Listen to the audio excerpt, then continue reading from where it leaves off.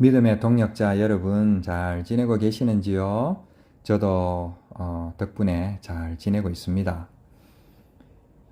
제가 이제 앞으로 한 3년만 있으면은 딱 60이 됩니다. 60이면은 이제 환갑인데 이제 뭐 얼마 전만 하더라도 사실 환갑만 지나면은 이제 할아버지죠. 그리고 이제 나아가서 이제 영감이라고 하죠. 영감. 그래서 그런지 이제 영감이 되어 가니까 아침에 운동을 하는데 막 영감이 떠올라서 말씀을 준비를 해 보았습니다. 아재 개그 재밌지 않습니까? 예, 오늘은 잃어버린 양의 비유 누가복음 15장 1절에서 7절 말씀, 그 중에 이제 4절 말씀을 한번 보겠습니다. 너희 중에 어떤 사람이 양 100마리가 있는데 그 중에 하나를 잃으면 99마리를 덜에 두고 그 잃은 것을 찾아내기까지 찾아다니지 아니하겠느냐 라는 말씀을 가지고 말씀을 한번 나누어 보도록 하겠습니다. 뭐 이 본문 말씀을 가지고 잃어버린 양의 비유는 신앙생활을 하면서 아마 수도 없이 들었을 것입니다. 그럼에도 불구하고 왜 불현듯이 이 말씀이 떠올랐을까요? 사실 전에도 잠깐 생각했던 적이 있었습니다. 그런데 오늘 아침에서야 이 말씀들이 좀 구슬이 꿰어지듯이 제 나름대로 이렇게 좀 정리가 되었던 것입니다.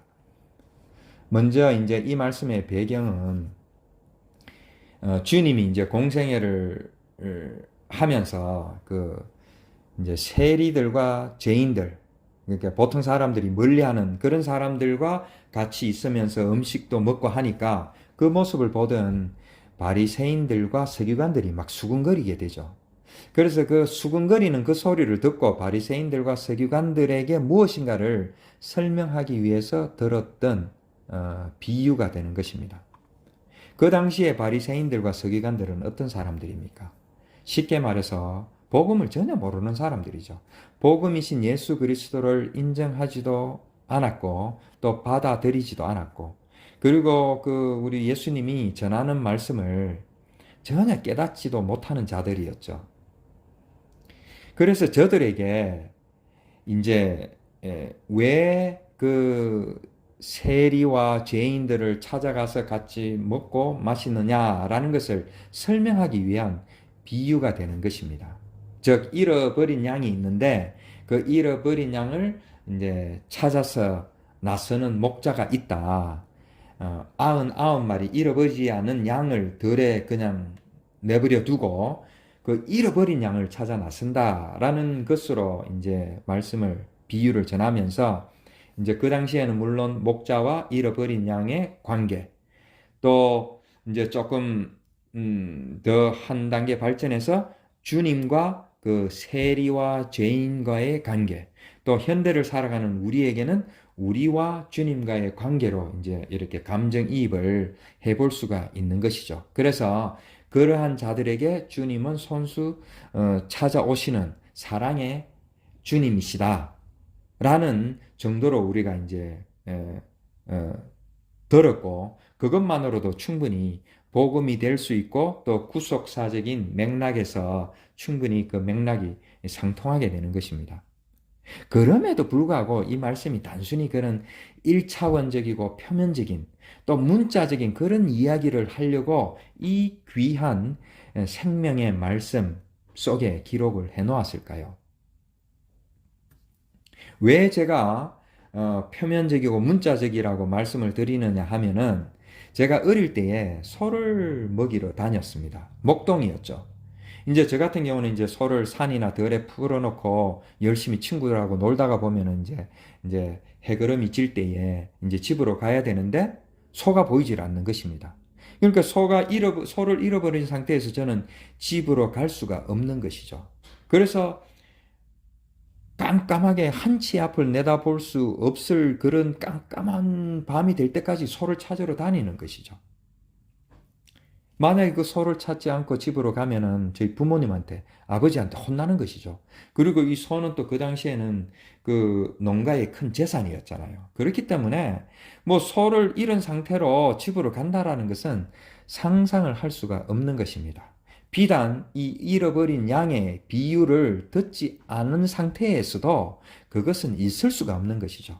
즉 세상 사람들도 그 정도는 이미 다 알고 있는 덕목이라는 것입니다. 그러한 덕목을 그 문자적이고 표면적으로 보이는 그러한 것을 전하려고 과연 이 말씀을 예수님께서는 그 천국 복음을 전하는 그 말씀 속에 이 비유를 하셨을까요? 좀 더 자세히 보도록 하겠습니다. 여기에서 이제 일타라는 헬라어를 보면은 아폴리미, 아포라는 것은 분리되다, 떨어지다 이런 뜻이 있고 올리미라는 것은 죽음이라는 이제 뜻이 있는 것이죠.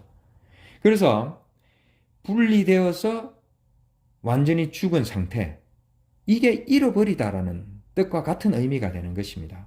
다시 말해서 단순히 길을 잃은 정도가 아니라 어떤 완전한 어떤 분리와 떨어짐으로 인해서 죽은 상태라는 것이 이 잃어버렸다라는 이런 이 의미라는 것입니다.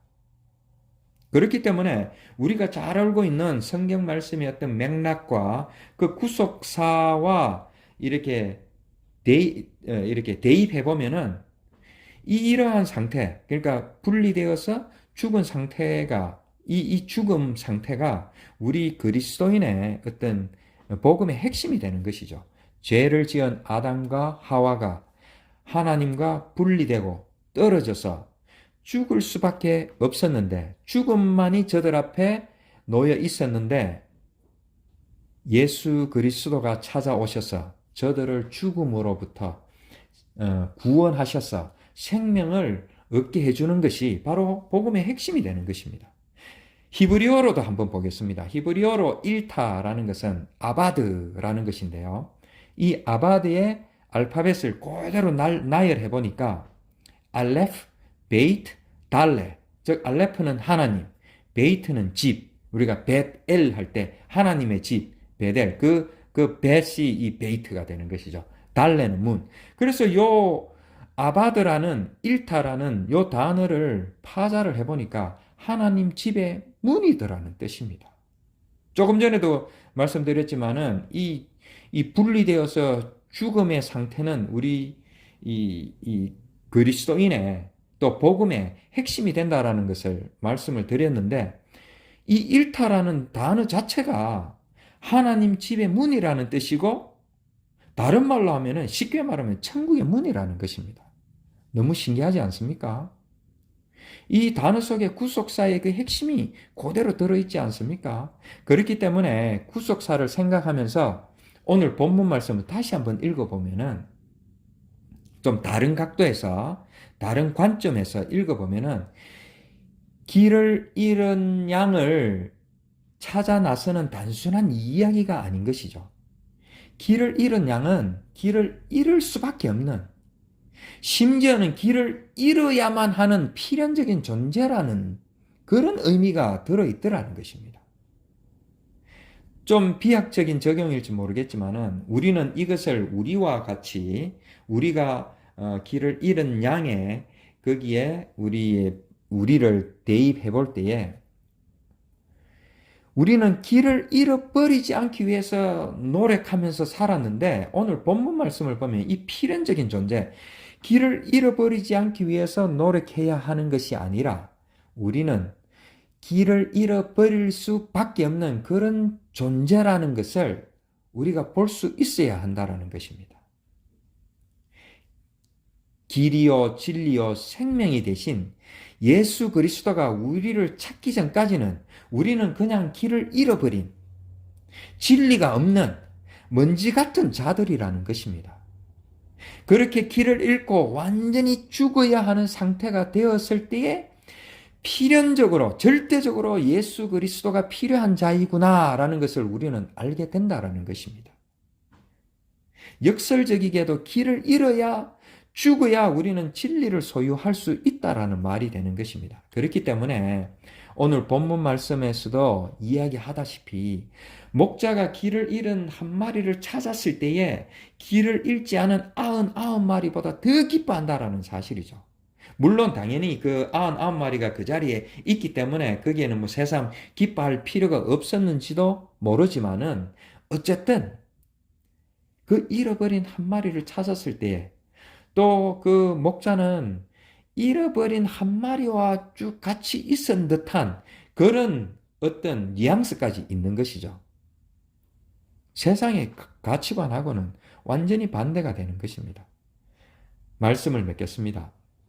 오늘 말씀은 그렇게 1차원적이고 문자적이고 그리고 어떤 도덕적인 덕목을 우리에게 이야기하려고 하는 것이 아닌 것입니다. 그것은 그 당시에 바리새인이나 서기관들처럼 복음을 모르는 자들을 위한 것이죠. 지금은 우리가 어떤 문명이 발달하고 지식이 발달한 상태에서 그러한 것들 또 예수 그리스도를 모르는 자들도 이미 알고 있는 이러한 것들이 우리가 복음이 될 수 없기 때문에 우리가 이것이 구속사적으로 복음적으로 우리가 그 말씀에 그러한 말씀과 부합이 되기 위해서는 단순히 그렇게 보면은 안 된다라는 것이죠. 그렇기에 길을 잃어버린다라는 것은 조금 전에도 우리가 단어를 파자할 때도 보았듯이 어떤 분리되어서 완전한 죽음의 상태를 의미하는 것입니다. 그래서 우리는 살려고 발버둥 치는 것이 아니라 그 완전한 죽음의 상태에서 살려고 발버둥 치는 것이 아니라 이때까지 우리가 신앙생활하면서 또 믿음 생활하면서 그 나의 어떤 종교적인 신념 또 어떤 세상의 그 가치관들을 붙들고 살아왔는데 그러한 세상적인 것 나의 의가 죽어져야 된다라는 것을 지금 말씀하고 있는 것이 아닌가 하는 것입니다. 우리는 의인처럼 살려고 우리는 또 때로는 의인인 줄 알고 살아왔는데 그러한 모든 사람들이 생각하는 그러한 의인이라고 생각하는 세상으로부터 우리는 오히려 잃어버림을 당하고 또 버림을 받는 자가 되어야 된다는 것입니다. 나는 죄인이고 죽은 자이고 티끌만큼도 못한 자들이다. 아무것도 할 수 있는 능력이 없는 자라는 것을 고백할 때에 비로소 예수 그리스도가 우리에게 찾아오신다라는 것입니다. 세리와 죄인처럼 세상은 그러한 자들을 무시하고 없는 것처럼 취급해버리고 잃어버렸다라고 하지만은 주님이 친히 저들에게 찾아감으로 말미암아 아이러니하게도 그 잃어버린 자들이 오히려 진리를 소유할 수 있게 되어버린 것입니다. 예수 그리스도를 소유할 수 있게 되어버렸다라는 것입니다. 그리고 저들이 소유한 그 진리로 인하여 예수 그리스도로 인하여 조금 전에 아바드, 하늘문, 천국문이 열린다라는 사실이 이 길 잃어버린 양의 비유의 핵심이 되는 말씀이 아닌가 하는 것입니다.